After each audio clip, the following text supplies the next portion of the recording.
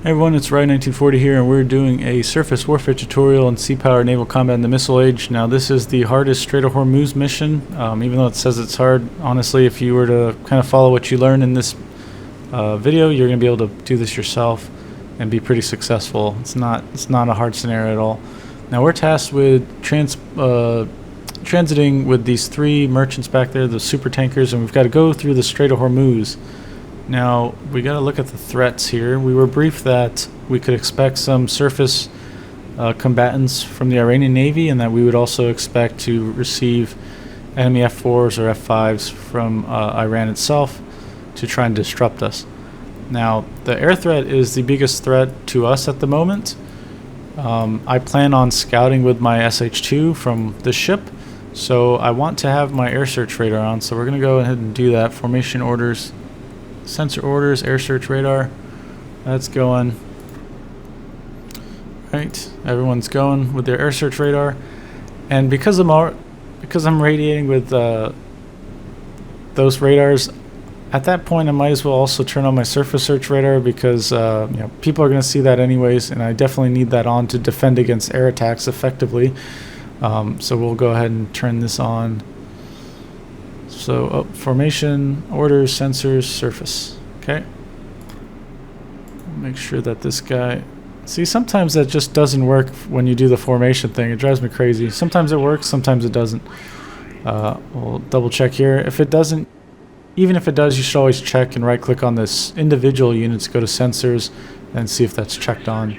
Okay, so now everyone is going on, radiating and rotating with their surface search and air search radars. Okay, we want to get our helicopter up because we want them to scout ahead so that we can see what's around the bend here, basically. We want to change that to ferry so we get some extra drop tanks. We're not, there's no ASW threat, so we don't have to worry about that. It's just the air threat and the surface vessels out here. We've got to get these tankers through safely.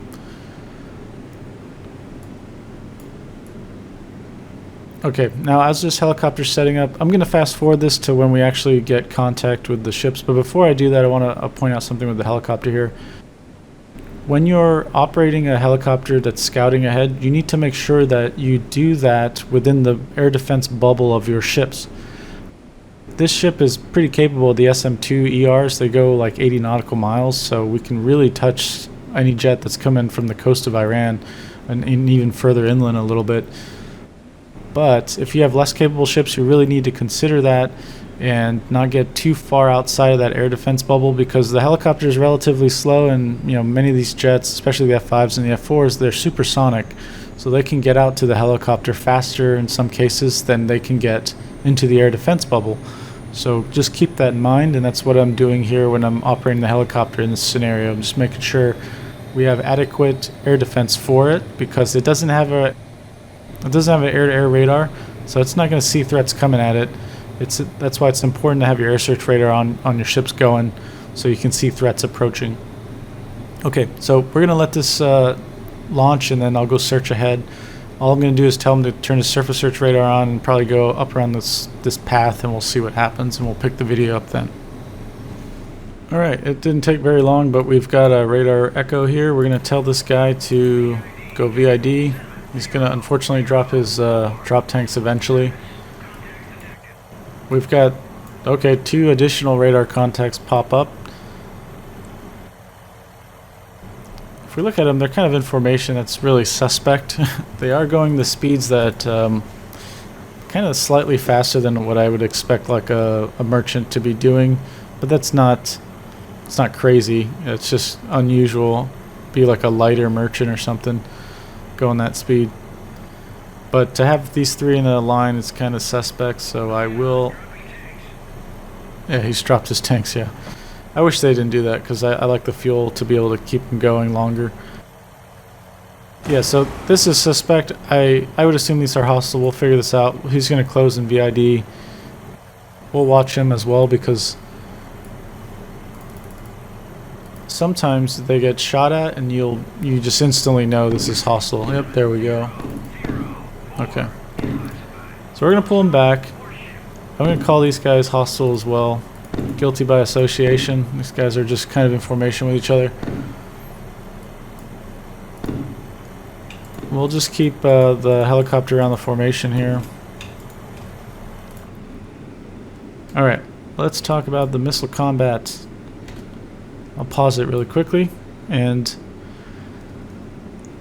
naval combat's really different from land-based combat, obviously, because the terrain is just flat. And so ever since like the age of sail and ships of the line, naval warfare was always pulse-based, okay? If you can think of it as being pulse-based, the rest of the stuff I tell you is going to make more sense, and you'll see it translate in the game pretty well. Ships of the line would pull up against the enemy fleet that was also in a line, and they would just exchange broadsides with each other, right? Those are pulses. When we got to the dreadnought age and the battleship age, same thing. We just had turreted guns, but we still had fleets assembling in a line and then launching their salvos at each other at range. The ranges were increased, the accuracy was more increased, but it was still salvo based. You know, we would exchange fire, the enemy would return fire, and it would just go back and forth in these salvos. And the missile age is no different. It's just things have gotten way more accurate and things got way more deadly, and the ranges have increased tremendously. You know, harpoons go 65 nautical miles, and they're considered like one of the bad anti-ship missiles. You know, some of the Soviet ones go beyond, like, I think 350 nautical miles or something crazy like that. So think of this as a salvo-based or pulse-based warfare, okay? So if you can understand or wrap your head around that pulse-based warfare concept, then there's this one thing that's called the Hughes maxim. It's named after the author Wayne Hughes, he wrote the book Fleet Tactics. He actually became a professor. He was a retired Navy captain. He was a Navy captain, retired, and then he went to go teach at the Naval War College, and he taught tactics. And he wrote the book on tactics. So it's something that you can read yourself and pick up. But anyways, they call this thing the Hughes maxim, which is the most important thing that you should do, and it is to fire effectively first, okay? So that means if we're doing pulse-based warfare, there is great incentive to be the person to fire first, because if your missiles can get through first, you can already start damaging the guy before he can do anything to you. So the effectively part is not necessarily that the scouting has to be effective and you need to exactly know what's what or where exactly it is. When they say effectively, it just means that you're able to effectively damage or destroy a part of that enemy force initially, okay? And so when we think about salvo warfare and pulse warfare, we need to do as much damage up front. And so to do that, we need to have larger salvo sizes initially. And we want to do that because think of it as that is when the enemy's the strongest. So they've got their formation still intact. All their systems are working, and they're all working together in close formation, right? So it's going to be harder for a small amount of missiles to get through. So we need to front load it with a lot of missiles. And eventually, you know, many of them will get shot down, but there's going to be some leakers.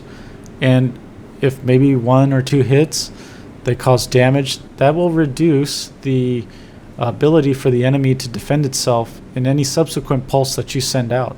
So if you front load heavy with a lot of missiles, you're going to damage and destroy some vessels, and that's going to make it easier for the follow-on attacks or pulses to get through. And then you can use fewer missiles because now you're going against ships that have been damaged, or maybe there's only one ship that's left that has all its capabilities working, and that kind of stuff. So front load the amount of missiles you're using, and yeah, I think we can go ahead and just demonstrate this really quickly.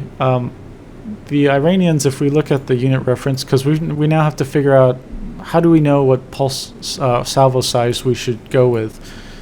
I like to look at the reference here and kind of go off of the weight of the ship and also evaluate its capabilities here.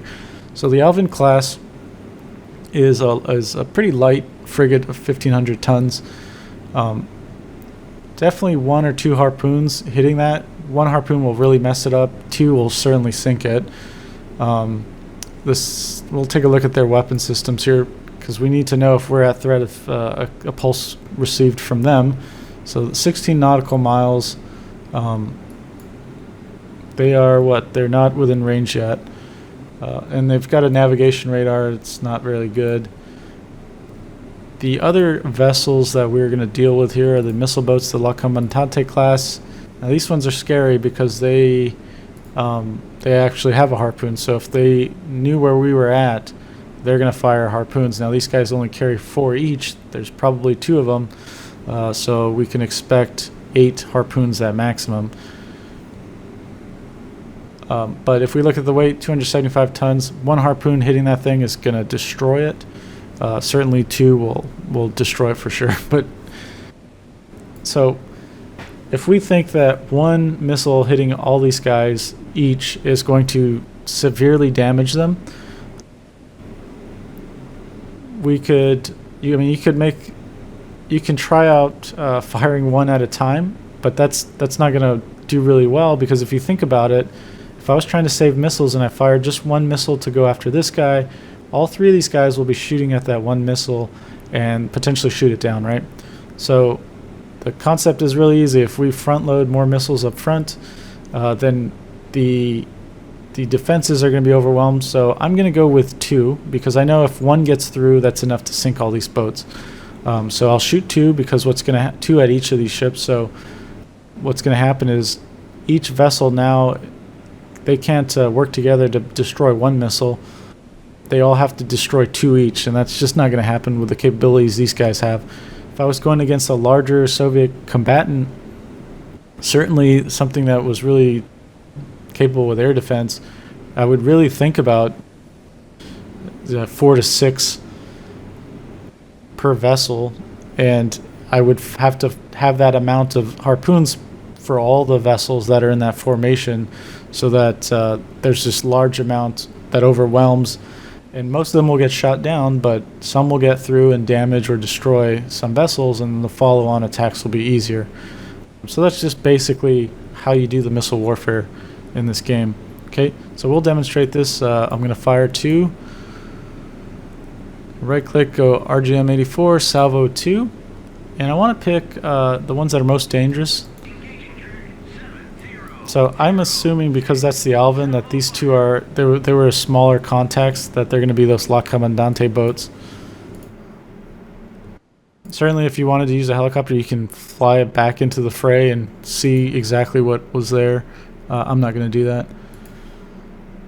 Salvo 2, and we want to kill this other guy.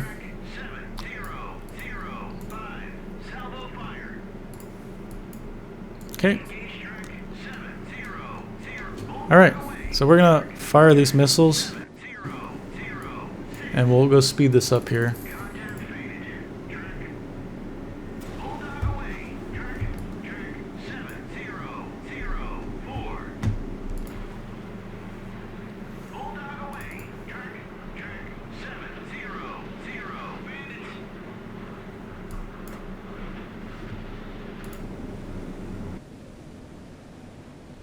Well, it's going to be difficult to time this here. The jet's incoming to us, but I also need to be aware of, if I fired SM2s and they take forever to get to this guy, and this immediate threat here shoots at us, I need to have my air defense ready to be able to counter any harpoons that might come from them.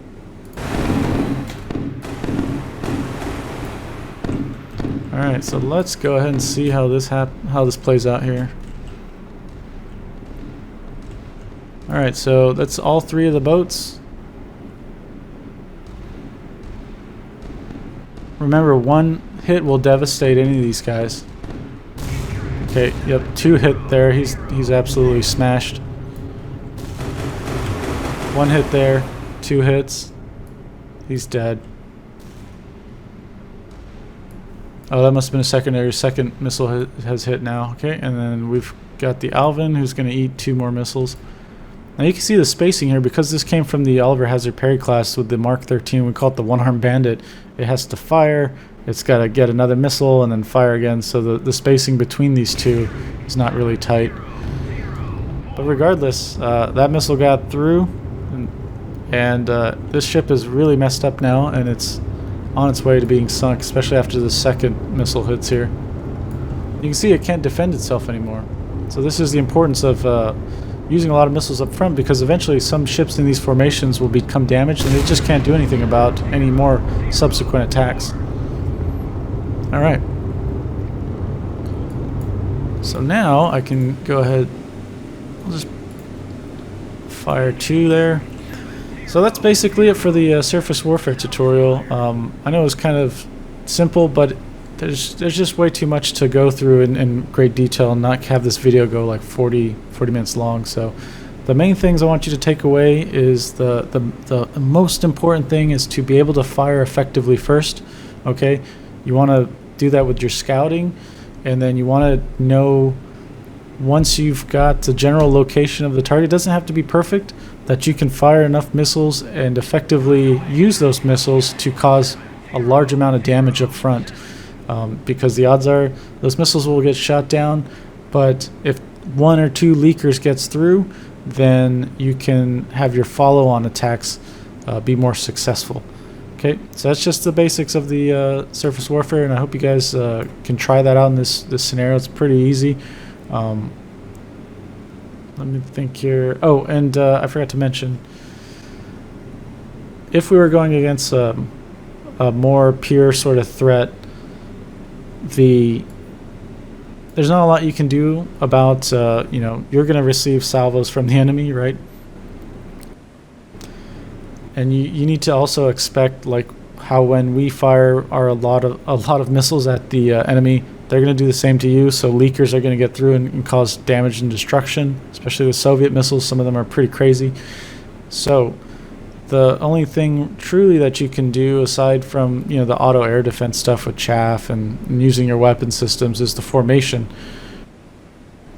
You can put your weaker ships kind of up front or along the threat axis, and you can think of them as, you know, we always joked in the Navy, because it's kind of a thing, to be a missile sponge or a torpedo sponge.